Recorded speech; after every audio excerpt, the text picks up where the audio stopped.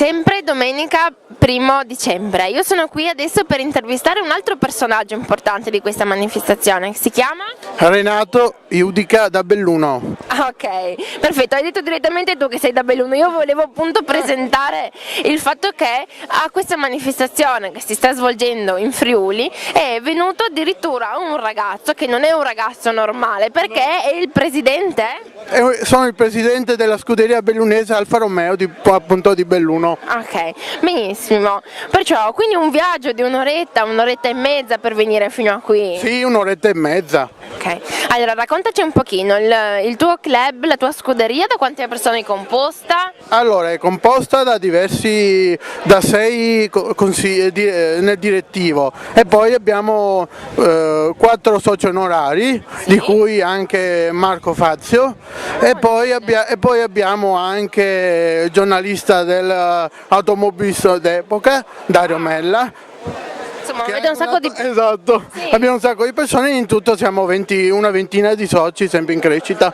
Ah, bene, molto bene. E senti, quindi avete anche forse un sito internet, una pagina su Facebook? Abbiamo sia un sito internet che è www.scuderiabellunesealfaromeo.eu, oppure su Facebook,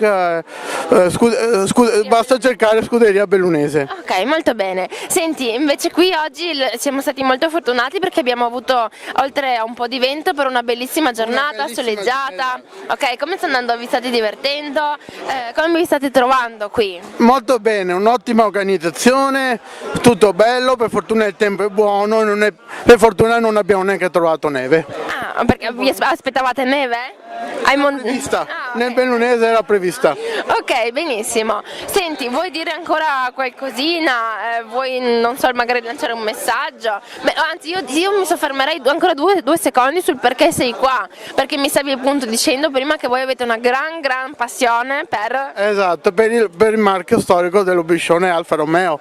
Noi siamo qua proprio perché ci piace anche come club, in rappresentata del club ci piace proprio scambiare le idee con altri club, ampliare le conoscenze e anche scambiarci anche i pareri e anche i favori. Uno viene qua e poi l'altro viene... Ah, il vostro raduno? Esatto. Perché voi fate anche un raduno? Noi facciamo adesso il 14 di dicembre, facciamo la cena nostra a Quiz.